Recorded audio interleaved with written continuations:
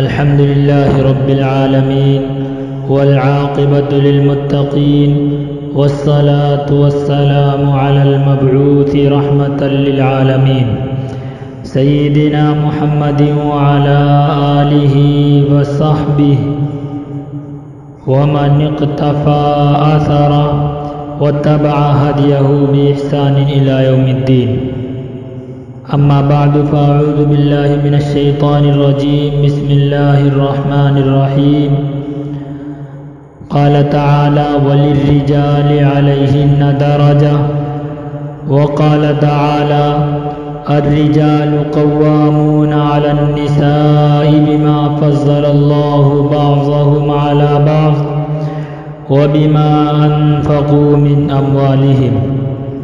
وقال النبي صلى الله تعالى عليه وسلم: الدنيا كلها متاع وخير متاع الدنيا المرأة الصالحة. وقال النبي صلى الله تعالى عليه وسلم: إن أعظم النكاح بركة أيسره مؤونة، أو كما قال عليه الصلاة والسلام.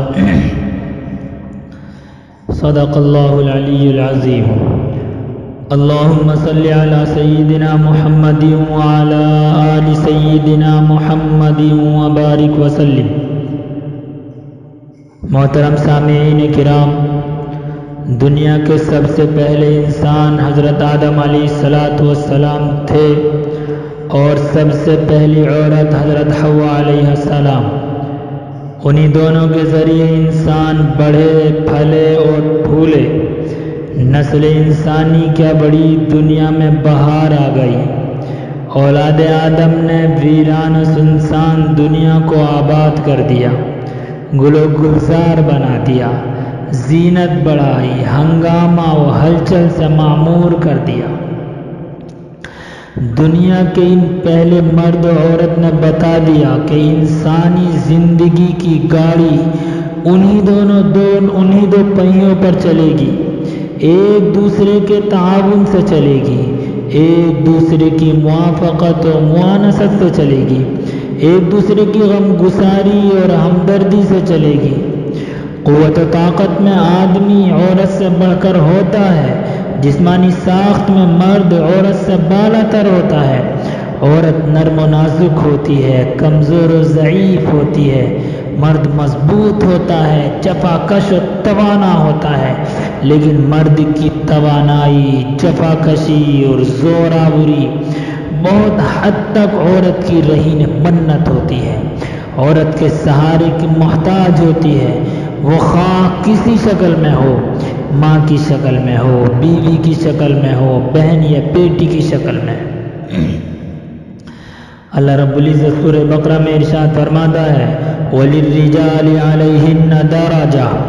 مردوں کا عورتوں کے مقابلے میں کچھ درجہ بڑھا ہوا ہے. اور دوسری جگہ سورہ نساء میں اللہ رب العزت فرماتا ہے: الرجال قوامون على النساء بما فضل الله بعضهم على بعض وبما انفقوا من اموالهم. مرد حاکم ہیں عورتوں پر اس وجہ سے کہ اللہ نے بعضوں کو بعضوں پر فضیلت دی ہے، اور اس سبب سے کہ مردوں نے اپنے مال خرچ کیے ہیں. عورت و مرد کے خلقی فرق کے باوجود عورت نیکیاں کمانے میں مرد سے کم نہیں، بلکہ بعض وقت بڑھ جاتی ہے اور اکثر اوقات برابر رہتی ہے. آج کے دور میں ہمارا اور آپ کا مشاہدہ ہے، عورتیں جتنی پابندی کے ساتھ نماز ادا کرتی ہیں، روزے رکھ لیتی ہیں، تلاوت قرآن اور ذکر و تسبیح میں لگی رہتی ہیں، نفلی نمازیں اور نفلی روزے رکھتی رہتی ہیں، مرد ان کے مقابلے میں بہت پیچھے رہتے ہیں. پھر اگر مرد عورتوں کے برابر ہی عمل کریں تو بھی مرد ہونے کی وجہ سے ان کا ثواب یعنی مردوں کا ثواب بڑھے گا نہیں، برابر ہی رہے گا. ارشاد ربانی ہے: انی لا اضیع عمل عامل منکم من ذکر او انثی. یعنی میں تم میں سے کسی کے عمل کو ضائع نہیں کرتا، خواہ مرد ہو یا عورت. دوسری جگہ اللہ رب العزت ارشاد فرماتا ہے: ومن يعمل من الصالحات من ذكر أو أنثى وهو مؤمن فأولئك يدخلون الجنة ولا يظلمون نقيرا. یعنی جو شخص کوئی نیک کام کرے خواہ وہ مرد ہو یا عورت بشرطے کہ مومن ہو، ایسے لوگ جنت میں داخل ہوں گے اور ان پر ذرا بھی ظلم نہ ہوگا. نیک عورت اس کائنات میں اللہ کی پیش بہا نعمت ہے. اس کا وجود دنیا کے لیے موسم بہار ہے. اس کے دم قدم سے ویرانے آباد ہوتے ہیں، خزاں رخصت ہوتی ہے. انسان سکون و طمانینت کی دولت سے سرفراز ہوتا ہے. اس کی زندگی جنت ارضی کا نمونہ بن جاتی ہے. کملی والے آقا جناب رسول اللہ صلی اللہ تعالیٰ علیہ وسلم ارشاد فرماتے ہیں الدنیا کلها متاع وخیر متاع الدنیا المرأة الصالحہ، کہ دنیا سب کا سب ساز و سامان ہے اور دنیا کا سب سے بہترین سامان نیک عورت ہے. شادی نیک عورت سے ہی کرنی چاہیے، وہی مرد کی زندگی کو پربہار بنائے گی.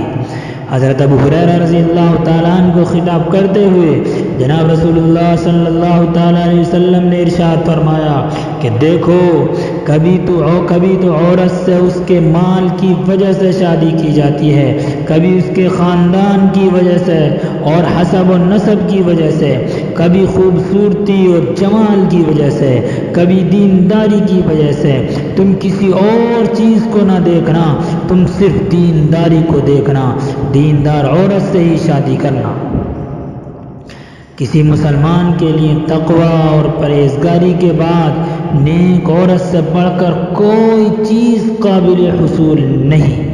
اور نیک عورت کی پہچان یہ ہے کہ ان امرها اطاعته وان نظر الیها سرته وان اقسم علیها ابرته وان غاب عنها نصحته في نفسها وماله. اور نیک عورت کی پہچان یہ ہے کہ اگر شوہر کوئی حکم دے تو اطاعت کرے، اگر اس کی طرف دیکھے تو اپنی خوش خلقی اور پاکیزگی سے خوش کر دے، اگر اس پر کوئی قسم کھا جائے تو قسم پوری کر دے، اور شوہر کی غیر موجودگی میں اپنے نفس اور شوہر کے مال میں خیر خواہی کرے. محترم بزرگوں اور دوستو، نکاح اور شادی نیک عورت کے حصول کا ذریعہ ہیں، زندگی کی بے رونقی کو بارونق بنانے کا راستہ ہے. مگر ہم نے اور آپ نے اس راستے کو بے حد کٹھن بنا دیا ہے، دشوار بنا دیا ہے، کانٹوں سے بھر دیا ہے. اب شادیاں خوشی کے بجائے مصیبت کا پیغام لاتی ہیں، مسرت کے بجائے غم و اندوہ کے بادل برساتی ہیں. غیروں کی نقالی ہے. شادی بیاہ کی رسموں اور تلک و جہیز کی لین دین نے نکاح و شادی کا اسلامی تصور ختم کر دیا ہے.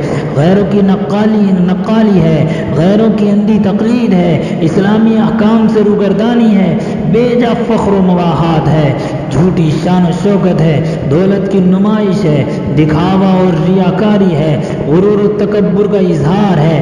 سب کچھ ہے مگر اسلامی شادی کا تصور مفقود ہے. اس سے کوسوں دوری ہے اور اس دوری پر نہ صدمہ ہے، نہ افسوس، نہ رنج ہے، نہ ملال. علی الاعلان اسلامی احکام کی خلاف ورزی ہوتی ہے، کان پر جوں تک نہیں رہتی، گویا کچھ نہیں ہوا، کوئی خاص بات نہیں ہوئی. اسلامی تعلیمات کی مخالفت ہو گئی تو کیا ہوا، اس سے کچھ فرق نہیں پڑتا، کسی کی زندگی پر کوئی فرق نہیں پڑا.